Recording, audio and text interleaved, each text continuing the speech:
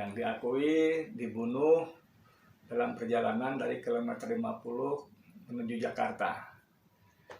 Karena menurut versi polisi yang akhirnya dibenarkan oleh Komnas HAM, terjadi perlawanan oleh 4 anggota laskar yang dalam mobil sehingga ditembak. Ya, saya mencoba membayangkan yang bawa mobil itu polisi, ada 4 laskar yang dia melihat 2 temannya tewas. Di dalam mobil itu ada 2 polisi lainnya, jadi 3 orang. Posisinya gimana? Satu mobil depan polisi, lalu di belakang ada 4 orang gitu, atau gimana caranya ya? Gimana caranya?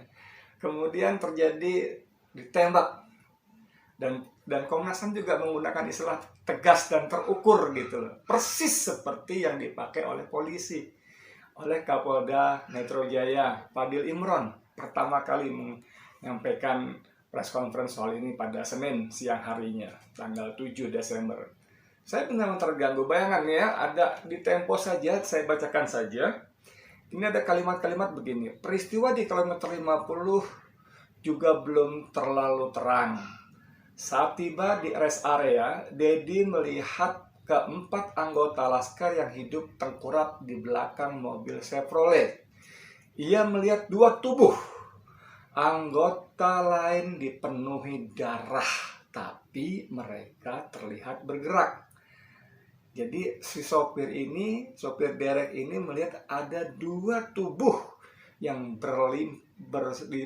dipenuhi darah, tapi terlihat bergerak. Saat itu Dedi tidak mengetahui mereka adalah anggota FPI. Petugas mengatakan itu penangkapan teroris, kata ucapnya. Kemudian kalimat berikutnya, Dedi mengklaim dia satu-satunya saksi yang berada paling dekat dengan para korban. Ia melihat dari dekat tubuh Andi Oktavian, salah satu anggota laskar yang duduk di jok kiri depan, terkulai dengan bola mata nyaris keluar. Hasil forensik menyebut Andi tertembak di bagian mata dan dada sebanyak 3 tembakan. Forensik menyebut Andi tertembak di bagian mata dan dada 3 tembakan. Sebanyak Dedi mengaku tak melihat ada luka tembak di dada. Oke. Sebelum mengevakuasi mobil Chevrolet, menurut Dedi, suasana sekitar area singgah tampak mencekam. Para pedagang di sekitar lokasi dilarang mendekat dan memotret.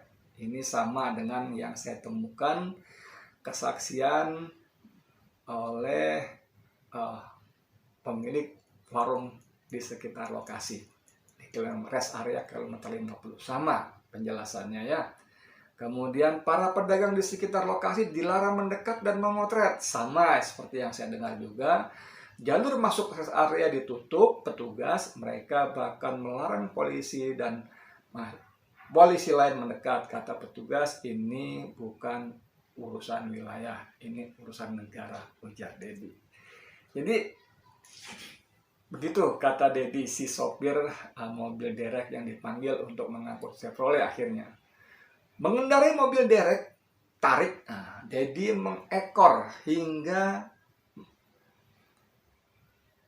rombongan 4 mobil dan derek gendong keluar di gerbang tol Karawang Timur kilometer 54. Setelah keluar dari gerbang tol, ia sempat memperhatikan rotor mobil derek gendong berbelok ke kiri ke kanan menuju Jakarta. Dedi melanjutkan perjalanan ke arah jalan tol Cikampek Padalarang. Oke. Ia tidak melihat keganjilan dari awal perjalanan hingga rombongan berputar balik.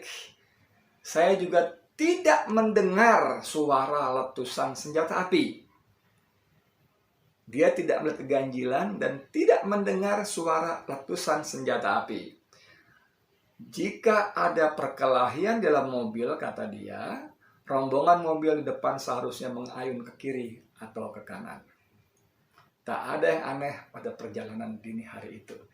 Jadi saudara, menurut penjelasan Dedi seorang sopir derek saja, tidak ada peristiwa perkelahian di dalam mobil seperti yang disampaikan polisi sehingga 4 laskar lainnya terbunuh.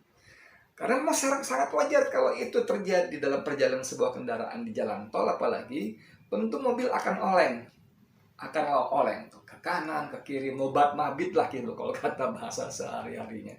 Tapi dia mengatakan tidak ada, semuanya berlangsung secara normal-normal saja. Keterangan Dedi berbeda dengan rekonstruksi Badan Reserse Kriminal Kepolisian RI di lokasi yang sama pada pertengahan Desember tahun lalu. Polisi menembak 4 anggota Laskar Front Pembela Islam di dalam mobil karena memberontak di kilometer 51. Padahal menurut Dedi semuanya berjalan secara normal, tidak ada masalah apa-apa, tidak oleng ke kanan dan ke kiri. Sekitar 1 kilometer di rest area, para anggota FPI melawan, kata Direktur Tindak Pidana Umum Bareskrim Polri, Brigadir Jenderal Andi Kian Jayadi. Saudara sekalian, bagaimana kita menyikapi seperti ini? Ya, Dedi juga akhirnya menggunakan nuraninya, kalau bahasa dia di sini ya. Sopir derek ini sempat dikedipin mata sama salah satu laskar yang masih hidup. Awalnya dia nggak sangka mereka bakal dihabisi. Setelah dia lihat ke TV waktu Polda konferensi pers, kaget. Sempat dia nggak bisa tidur karena dia teringat anak yang sudah ngedipin mata tersebut sudah tewas. Baru dia merasa bahwa kedipan mata itu adalah isyarat. Akhirnya dia memberanikan diri ke FPI dan dengan segala konsekuensinya. Sopir derek itu 2 orang. Pada awalnya dia takut karena diskusi dengan temannya dibilang risikonya nyawa. Tapi karena dia nggak bisa hilangkan wajah anak yang mengedipkan mata tersebut, akhirnya dia putuskan untuk lapor ke FPI. Dia mengatakan dia bukan seorang ahli ibadah, dia seorang biasa saja. Tapi karena rasa kemanusiaan dan panggilan terhadap keadilan, dia beranikan diri. Saudara sekalian, saya bisa bicara apa dengan cara-cara seperti ini? Kalau seorang supir derek saja bisa nuraninya terganggu dengan peristiwa pembantaian seperti ini, bagaimana mungkin orang-orang pintar, orang-orang berpendidikan, orang-orang yang dianggap lurus yang berkumpul di Komnas HAM bisa mengabaikan fakta-fakta ini.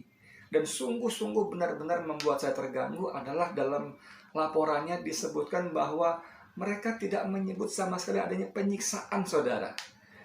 Foto luka-luka selain bekas tembakan dan jahitan bekas otopsi, katanya itu adalah konsekuensi waktu, kata laporan Komnas HAM. Komnas HAM juga sama sekali tidak menyinggung-nyinggung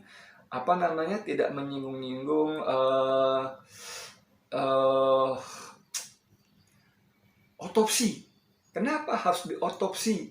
Padahal prosedur yang baku, otopsi itu harus mendapat persetujuan dari keluarga korban.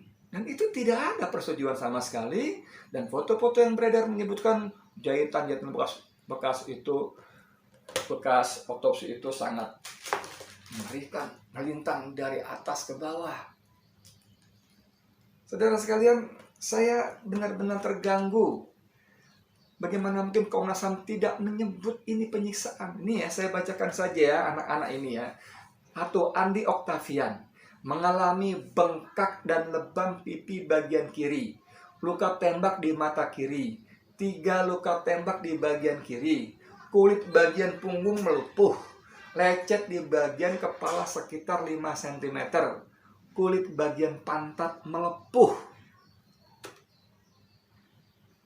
Ini penyiksaan. Ini penyiksaan, dan yang disiksa itu pasti masih hidup sebelum meninggal.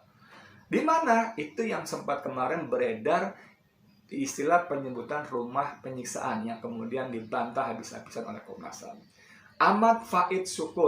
Faiz Ahmad Syukur mengalami lebam di bagian kening, 2 luka tembak di kiri, 1 di atas puting, 1 di bawah puting.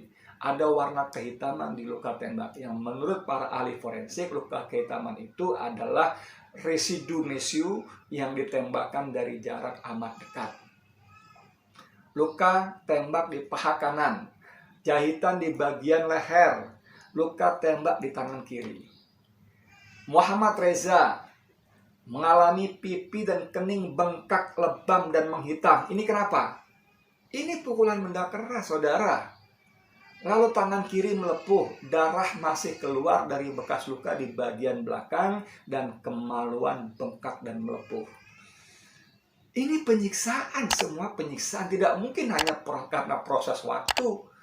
Karena proses mereka dibunuh pada tanggal 6 atau 7 dini hari, kemudian hari Selasa atau Rabu sudah diterima jenazahnya di Petamburan. Maksimal 2 hari, tidak serusak itu secara normal. Dan kerusakan yang disebut karena proses waktu tidak seperti ini.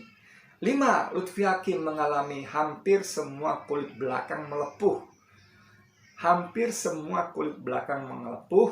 4 luka tembak berdekatan di dada kiri, bekas lubang menghitam, kemaluan bengkak dan melempuh.